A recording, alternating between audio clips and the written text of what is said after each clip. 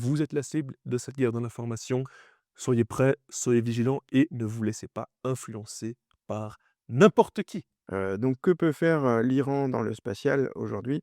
Eh ben, ils peuvent quand même, ennuyer les satellites des autres. On a fait c'est peu quand on est américain ou quand on est allemand, mais je suis sûr qu'il y a beaucoup de commandants spatiaux, qui grincent des dents en entendant 30 millions, c'est peu, ma foi, c'est la vie. Et on va dire que les capacités de développement iraniennes, elles se sont principalement focalisées sur, le côté missile balistique plutôt que de se focaliser sur le côté, éjection de satellites.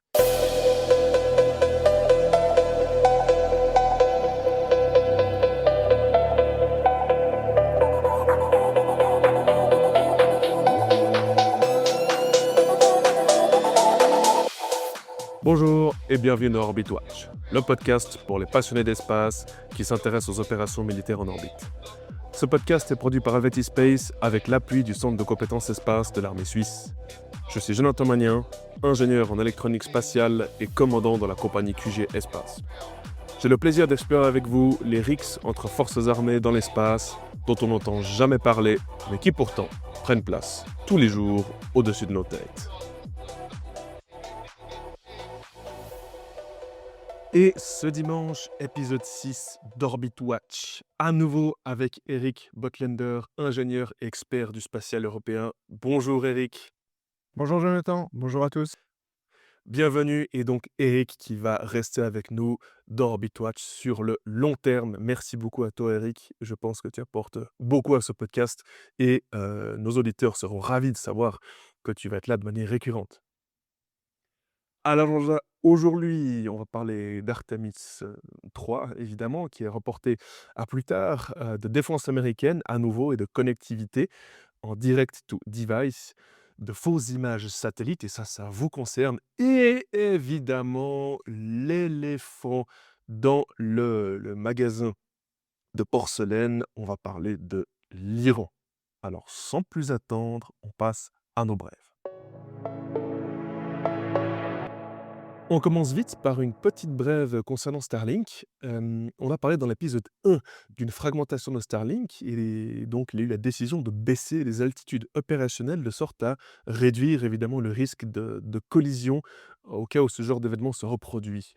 Eh bien, on a parlé dans l'épisode 2 d'un abaissement d'orbite qui avait commencé à prendre place et donc récemment, ou plutôt on va dire le 15 février, la Shell 5, la couche 5, a commencé son abaissement elle aussi pour passer de 560 à 482 km, ce qui a été fait environ en 10 jours. Donc 33 satellites sont arrivés à leur destination et avec donc environ 350 à 400 relocalisations par mois, cette restructuration devrait finir en 2026, ce qui est extrêmement impressionnant vu la taille de la constellation. On passe à notre prochaine brève, Eric. Oui, eh bien, Jonathan, j'ai un petit coup de gueule peut-être à passer. Si vous en avez l'occasion, surtout, ne faites pas l'impasse sur les tests au sol de vos sondes et satellites. On a appris à la fin de la semaine dernière, que l'échec de la sonde lunaire, de la NASA Lunar Trailblazer était dû à un panneau solaire mal programmé. En effet, cette sonde, qui coûtait 72 millions de dollars, avait pour mission de cartographier l'eau sur la Lune. Donc elle a décollé en février 2025 et le contact a été très rapidement perdu. On ne savait pas pourquoi et donc jusqu'à cette semaine, les paris étaient ouverts et malheureusement, il s'agit de panneaux solaires qui étaient orientés à 180 degrés par rapport au soleil. Alors ça, c'est une erreur qui est très, très facilement évitable en faisant des tests au sol et en ayant, des processus de vérification qui soient un petit peu plus, sévères et un petit peu mieux organisés. J'espère donc que le voyage vers la Lune se passera mieux pour les vols habités. Et en parlant de Lune, parlons donc de la mission Artemis. Artemis 2 a été repoussée malheureusement en avril de cette année, mais du coup, il y a aussi quelques petits changements de programme suite à ces fuites d'hydrogène donc, qui étaient similaires à Artemis 1. Jared Isaacman, l'administrateur de la NASA, a déclenché une refonte du programme pour réduire les risques et standardiser une seule configuration de la fusée SLS. et de réduire le temps entre les missions. Donc conséquence, bon, on va tâcher de garder Artemis 2 en avril de cette année, mais Artemis 3 aura lieu en 2027 et n'amènera pas les humains sur la Lune et c'est Artemis 4 donc qui devra le faire en 2028. Ce programme donc, n'est pas un programme irréaliste, au contraire du programme qui était actuellement proposé, mais il soulève quelques questions, hein, Eric? Oui, il soulève beaucoup de questions. Alors effectivement, il remplace un calendrier qui était absolument irréaliste. Et maintenant, on sait qu'on va avoir Artemis 3 autour de la Terre en 2027 et on ne sait pas encore avec quoi il va devoir s'amarrer. Alors est-ce qu'il va devoir s'amarrer avec le Starship de SpaceX? Est-ce qu'il va devoir s'amarrer avec l'atterrisseur lunaire de Blue Origin? Pour le moment, c'est encore indéfini. De la même façon, pour Artemis 4 et 5, il y a de grosses questions sur les moyens qui vont être mis en œuvre. Déjà, de promettre 2 missions lunaires avec atterrissage lunaire en 2028, cela semble, particulièrement agressif. Mais d'autre part, il va y avoir une modification avec la fusée puisque, l'étage supérieur EUS, Exploration Upper Stage et le site de lancement qui était adapté, à ce nouvel étage supérieur ont été tous les 2 annulés, donc déjà ça coûte des milliards de dollars et en plus de ça, il va falloir le remplacer. Donc le remplacer avec quoi? Probablement un étage supérieur qui va être issu, du Centaure, donc l'étage supérieur de la fusée, Vulcan. Mais adapter un étage supérieur en moins de 2 ans, avec une fusée aussi imposante que SLS, qui doit en plus être adaptée à des astronautes, tout ça, ça va coûter de l'argent, ça va nécessiter un plan très ambitieux et très bien documenté. Donc pour le moment, beaucoup de questions qui sont encore non résolues. Bien, donc si c'était peut-être organisé plus tôt, ils auraient pu faire des économies par rapport à ce changement drastique. On passe maintenant à des questions de défense. Alors, les USA ont attribué à l'entreprise AST un contrat de 30 millions de dollars pour démontrer des communications satellitaires tactiques commerciales via la constellation Bluebird en orbite basse. Alors, bon, quoi de neuf me direz-vous? Encore une constellation de télécom? Eh bien, celle-ci, elle est faite pour faire du direct to device, hein, et traduit littéralement, ça signifie tout simplement que le satellite va parler directement à l'objet de télécommunication au sol. Donc il n'y a plus besoin d'un récepteur et ce qui va ensuite propager la communication aux terminaux finaux au sol. C'est vraiment, entre guillemets, votre téléphone ou votre radio en tant que militaire qui parle au satellite. AST, une boîte donc fondée en 2020 qui fait des satellites avec des immenses antennes de 8 mètres de diamètre. Ils n'ont pour l'instant qu'un seul satellite qui est commercialement viable. Et donc, la raison pour laquelle, évidemment, les Américains investissent là-dedans, c'est d'obtenir cette capacité direct to device intégrée aux radios tactiques. De nouveau, hein, on parle de ces capacités pour le combattant dans leur architecture proliférée spatiale du Pentagone. Et donc, évidemment, on a un peu plus d'aspect commercial à nouveau dans ces acquisitions pour l'armée, n'est-ce pas, Eric? Oui, tu as raison Jonathan, mais il faut quand même remarquer que même si on veut intégrer plus de commercial dans l'architecture opérationnelle du Pentagone, 30 millions de dollars, ça reste relativement peu. Donc on peut se dire que, la défense américaine, elle veut tester, ce nouveau moyen. Elle veut porter une attention spécifique à la future constellation d'AST SpaceMobile. Par contre, on ne peut pas dire qu'elle s'engage encore avec, parce que 30 millions de dollars, au vu des moyens de la défense américaine, c'est très peu. Et c'est pas non plus un contrat structurant sur plusieurs années, donc c'est un petit peu un coup pour voir.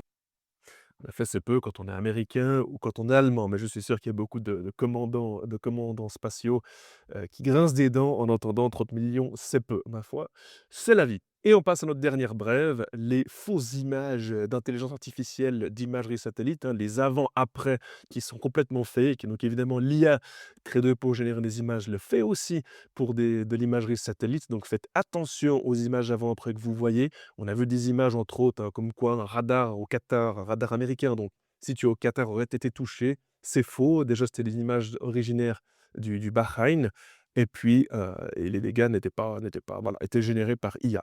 Donc attention à ce qui se passe ici et sachez évidemment que ce n'est pas la première fois que ça arrive.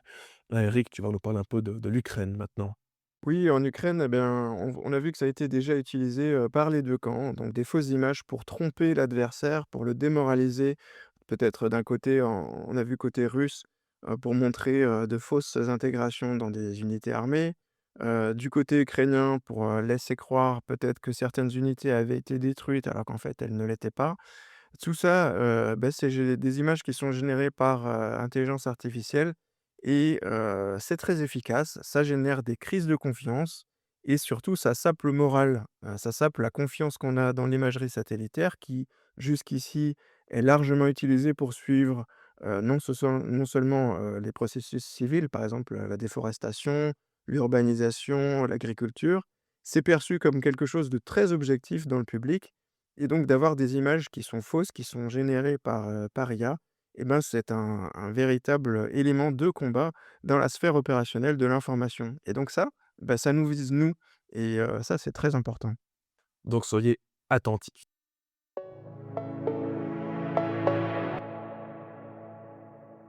Avant de poursuivre cet épisode, je souhaite m'adresser à tous mes concitoyens suisses. Vous avez la possibilité d'accomplir votre service militaire obligatoire au Centre de compétences espace. Diverses fonctions passionnantes sont disponibles pour tous les backgrounds. Analyste de la situation espace, opération spatiale, développement logiciel, sécurité informatique, création d'outils d'analyse et exploitation des stations au sol. Aucune formation ou diplôme n'est requis pour postuler.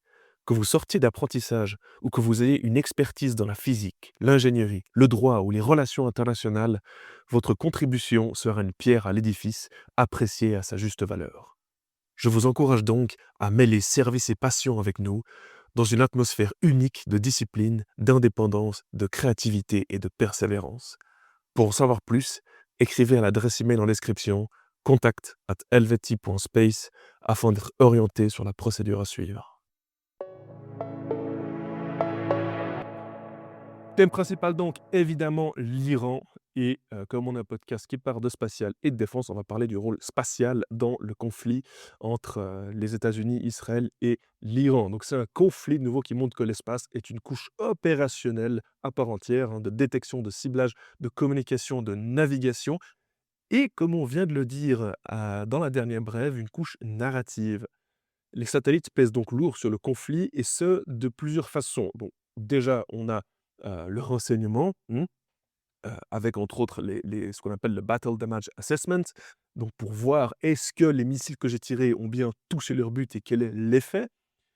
Donc quelque chose d'évidemment très important, mais aussi dans la planification de l'action avec le renseignement qui sert donc de 1, bien avant le conflit, à se préparer, à chercher nos cibles, à trouver les infrastructures de l'adversaire et d'une fois qu'on a frappé, avec l'imagerie, qu'elle soit du reste avec des satellites militaires ou commerciaux, mais aussi optiques ou radars, hein. Je rappelle que les satellites d'imagerie radar atteignent d'excellentes résolutions qui peuvent aller en dessous du mètre et dévoile aussi de toutes autres images, avec notamment reflétant évidemment de manière plus forte tout ce qui est métallique, donc ça peut être intéressant, mais aussi en ne dépendant pas de l'illumination par le soleil ou de la couverture nuageuse pour obtenir une image. Ça a notamment été utilisé, que ce soit pour les dégâts sur les différentes flottes, mais aussi pour les installations, nucléaires en Iran. Alors, la détection sur ces sites nucléaires, on en parle et on va voir qu'il y a beaucoup plus de satellites que juste les satellites militaires qui sont impliqués. Alors, ce qu'il faut déjà signaler aussi, c'est que, malheureusement, il y a enfin, heureusement ou malheureusement, il y a personne, sur place qui est capable de vérifier, les dégâts. Donc on ne peut pas Mmh. envoyer, pour l'instant en tout cas, d'avions au-dessus des sites nucléaires iraniens. On ne peut pas envoyer, d'experts, qui soient capables, de regarder les dégâts et du coup, l'imagerie satellitaire et ben, ça permet de mesurer les effets durables ou, non durables, les dégradations, la vitesse de reconstruction et aussi, l'impact radiologique externe. Donc pour ça, on utilise, les satellites, militaires, comme les satellites optiques, les satellites de renseignement électromagnétique, mais aussi les satellites civils, par exemple les satellites météorologiques, qui sont capables d'analyser la qualité de l'air, qui sont capables de mesurer les taux de différents gaz et tout ça, ça permet de se faire une image beaucoup plus claire de ce qui se passe, sur ces sites-là. Mais les capacités satellitaires, elles ne servent pas qu'à observer, elles servent aussi à suivre en temps réel, certaines des attaques, iraniennes. On peut notamment, signaler, le suivi des missiles. Hein, la Space Force a expliqué, l'année dernière que lors de l'attaque d'octobre 2024, les équipes d'alerte avaient suivi en coordination plus de 200 missiles en simultané.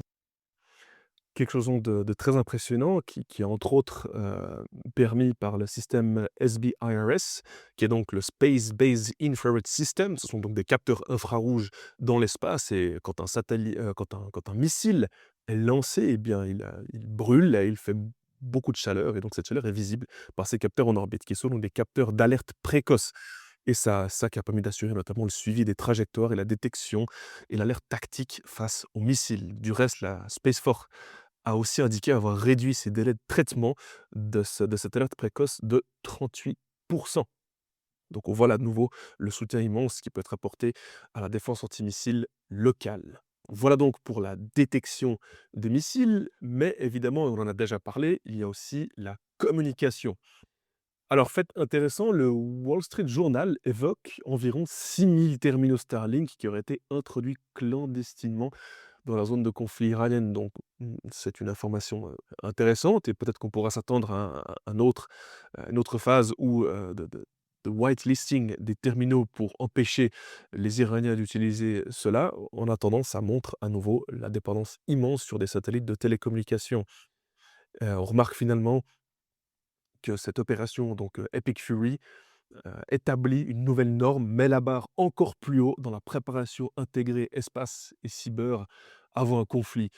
Il y a une chose qu'il faut remarquer ici, hein, et c'est peut-être quelque chose qu'on peut comparer à l'époque moyenâgeuse où on allait tuer les messagers avant de faire un conflit, ou même les empêcher de partir, de sorte à ce que personne autour ne soit informé qu'une guerre a éclaté pour empêcher notre adversaire de communiquer, d'appeler des renforts. Eh bien, au même titre qu'on coupe les communications avant d'envahir, maintenant ça s'est élargi à l'espace, au cyber et à l'information. On va désinformer la population locale, même les officiels, même le public dans le monde. On va attaquer les infrastructures à l'aide du cyber, on va acquérir du renseignement avec le spatial et évidemment faire du suivi. Et on va évidemment aussi donner des coups dans ces mêmes sphères d'opération de l'adversaire. On va lui dénier son accès à ces infrastructures spatiales, à ces infrastructures informatiques. Et puis, évidemment, ça va créer un avantage au moment de lancer l'assaut. Et donc, la préparation était immense avant cet assaut sur l'Iran. Évidemment, il y a beaucoup de choses qu'on ne sait pas. Mais à nouveau, il faut voir vraiment ce travail hein, des états-majors, des officiers qui brouillent comme ça, comme une fourmilière, avec une immense quantité d'informations générées par les capteurs dans l'espace pour pouvoir planifier une telle attaque dans ses moindres détails, avec évidemment des plans A, B, etc., etc. On ne voit que à la fin dans les informations publiques la surface de l'iceberg. Mais au niveau des capacités spatiales iraniennes, eh ben, c'est un peu limité, hein, Eric. Oui, il faut voir que c'est un conflit dans lequel, il y a une grosse, grosse différence entre ce que les États-Unis, sont capables de faire dans le spatial et ce que les Iraniens sont capables de faire dans le spatial. Donc évidemment, leur secteur, est extrêmement limité. Ils utilisent, des micro-lanceurs qui ont des capacités d'emport qui sont très faibles, de l'ordre de à peu près 40 à 60-90 kilogrammes. Donc jusqu'ici, ils ont beaucoup, dépendu de la Russie. Notamment, ils ont envoyé un satellite de communication il y a quelques mois en orbite. C'est, le satellite, JAM-1, qui a été lancé avec, le dernier, Proton et au niveau des capacités iraniennes, donc il y avait un satellite ou 2 d'observation de la Terre qui était en orbite basse, mais il y a eu beaucoup d'échecs aussi et on va dire que les capacités de développement iraniennes, elles se sont principalement focalisées sur, le côté missile balistique plutôt que de se focaliser sur le côté, éjection de satellites. Après c'est un sujet qui est forcément très sensible parce que quand on est capable de faire un micro-lanceur, en général, on est capable de faire un missile balistique très précis, et donc le développement de ces micro-lanceurs, a généré beaucoup d'attention, en particulier, du côté, israélien. Donc les micro-lanceurs aujourd'hui, je pense qu'on peut affirmer que cette capacité, elle a été sans doute, réduite à zéro par les frappes, israéliennes et américaines. Le satellite de communication, je pense qu'il va avoir beaucoup de mal à communiquer avec le sol, puisque les installations, qui en dépendent, ont sans doute été impactées et donc ce qu'on peut dire, c'est que le secteur spatial iranien va avoir du mal à survivre, en tout cas, à cette phase actuelle du conflit. Donc que peut faire, l'Iran dans le spatial aujourd'hui? Eh ben, ils peuvent quand même, ennuyer les satellites des autres. Alors c'est le cas, en particulier dans cette opération, Epic Fury, depuis le 28 février. Donc il y a beaucoup de brouillage, des signaux GPS en particulier et des signaux maritimes dans le golfe d'Ormuz. Donc ça impacte beaucoup les navires, en particulier, ben, tous les pétroliers qui doivent passer dans la région et bah, ça impacte également, les transmissions, des transpondeurs qui sont sur chaque bateau, les AIS, qui permettent à chacun d'émettre, sa position et son cap. Donc ça, c'est très utile pour la sécurité et puis tout simplement pour la navigation parce que c'est dans une zone qui est très, très restreinte. Ces messages, ils sont perturbés et bah, tout ça participe, en plus de la menace évidemment, des drones, iraniens, ça menace, les navires et la circulation des biens et des personnes dans le détroit d'Ormuz et dans l'ensemble de la région. Donc les capacités espace de l'Iran ne sont pas capables de peser dans le conflit. Par contre, le brouillage des capacités spatiales de tous les autres, par l'Iran, sont capables de générer des effets. Voilà donc un peu, ce que peut faire l'Iran au niveau spatial. Mais n'oubliez pas, et je le rappelle ici pour clôturer cet épisode, la guerre de l'information. Les satellites donc font aussi partie des moyens qui permettent aux forces armées et aux États de générer un narratif, de façonner un récit, que ce soit avec des images satellitaires, partiellement modifiées ou complètement générées. Ça sert non seulement sur les forces adverses pour les démotiver, mais aussi sur les populations pour les influencer et peut-être aussi réduire la crédibilité d'un État dans ses actions auprès de sa propre population. Et je vous le rappelle, c'est vous la cible de cette guerre de l'information. Donc soyez attentifs, soyez vigilants, soyez critiques, soyez méfiants. Un petit fait pour affûter votre esprit critique. L'Iran, donc, en Iran, des universités publient régulièrement des papers, donc des articles scientifiques ouverts, complètement ouverts, hein, de l'open science, pour le coup c'est exemplaire hein, en termes scientifiques. De quoi traitaient ces papers? Eh bien, comment déstabiliser les démocraties occidentales avec des opérations sur les réseaux sociaux. C'est pas une blague, c'est public. On peut les chercher. Alors, des fois, évidemment, c'est pas en anglais et encore moins en français, donc il faut traduire, mais il y a des outils pour ça. Mais de nouveau, dans l'espace complètement public, il y a des travaux de recherche universitaires pour déstabiliser les démocraties occidentales avec les réseaux sociaux et les résultats sont là. Donc, rappelez-vous, vous êtes la cible de cette guerre de l'information. Soyez prêts, soyez vigilants et ne vous laissez pas influencer par n'importe qui. Voilà, sur ces belles paroles, on arrive à la fin de l'épisode. Merci Eric. Beh, merci Jonathan et merci à nos éditeurs. Oui, merci à vous d'être là encore à cet épisode 6 et évidemment, il y aura de nombreux épisodes à venir et je vous dis donc à la semaine prochaine. Portez-vous bien.